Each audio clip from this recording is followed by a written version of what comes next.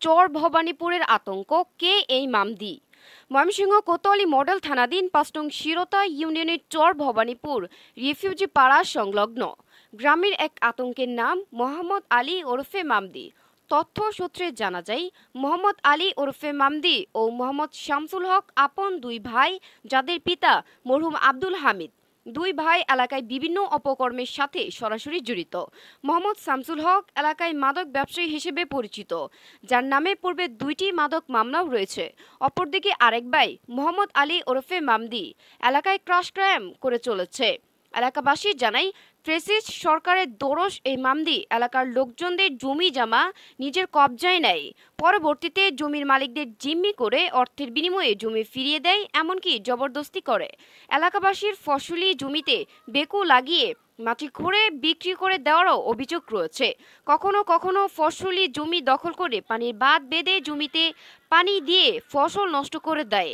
তাদের এসব কর্মকাণ্ডে এলাকাবাসী ক্ষুব্ধ ও অতিষ্ঠ।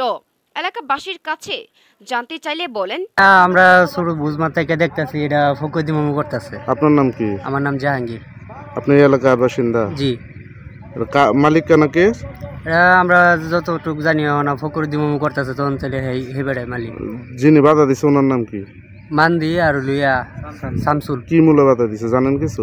এটা হেরা দাবি করতেছে জায়গায় হেরার, এই জন্য বাধা দিতেছে। আচ্ছা আচ্ছা। আপনার নাম কি? আব্দুল মতিন। আপনি এই এলাকার বাসিন্দা? এলাকার। এই জমি সম্পর্কে আপনি কি জানেন? জমি সম্পর্কে জানি, আমরা এটি কয়েকবার লাগাই দিছি, পুকুর দেখ করে আপনার করছি, কাটতে দিছি, লাগাইছি, আমরা আবার টঙ্কেও করছি। এখন মনে করি যে কয়েক বছর ধরে বেড়া ব্যবসা বাণিজ্য লোক, ব্যবসা হইলো কয়েকটা বেড়া ব্যবসা করে। হ্যাঁ, আমাদের বেড়া তো গৃহস্থী করে না। আমারটা নিয়ে আছে মেলা জমি, আমিও করি, আমি নিজেও করি, আমিও দেখশন করি। আমার মনে করি যে ফস করে তারা এটি তার ব্যয় এই বেচছে, একবার বাড়ির জায়গাটা যেটা এটাও বেচছে।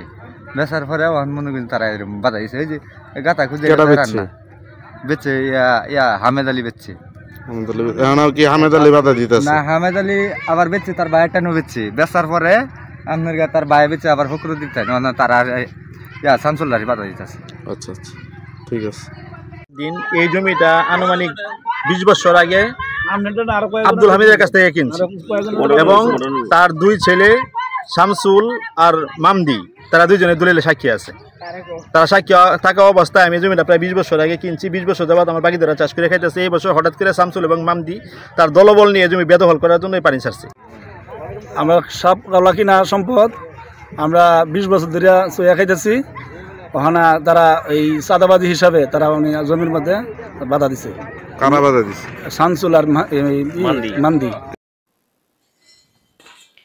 সরজমিনে গেলে গ্রামবাসী বলেন, এই এলাকায় পূর্বে 2টি মার্ডার হয়, যার যোগসূত্র এই মামদি পরিবার। মামদি পরিবার হচ্ছে দেশীয় অস্ত্রের যোগানদাতা। তার বাড়ির আশেপাশে কারো জমিজমা থাকলে সেগুলো অনায়াসে নিজের বলে দাবি করে, নিজেরাই চাষাবাদ শুরু করে। প্রকৃত মালিকগণ বাধা দিলে নিজের বাড়িতে থাকা দেশীয় অস্ত্রে সুসজ্জিত হয়ে আক্রমণের চেষ্টা করে। বেশ কয়েকবার এরকম হলে কোতোয়ালি মডেল থানার ভারপ্রাপ্ত কর্মকর্তা পুলিশ পাঠিয়ে পরিস্থিতি স্বাভাবিক করেন এবং জমি দখলকারী মামদি ও তার পরিবারকে বলা জমির কাগজপত্র নিয়ে থানায় আসার জন্য, কিন্তু তারা আসেনি। পরবর্তীতে যোগাযোগ করা হলে আসবো বলে সময় ক্ষেপণ করছে। এতে জমির প্রকৃত মালিকগণ চাষাবাদ করতে পারছে না। এতে ভূমি মালিকগণ যেমন ক্ষতিগ্রস্ত হচ্ছে, তেমনি দেশেরও ক্ষতি হচ্ছে বলে মনে করেন সচেতন মহল।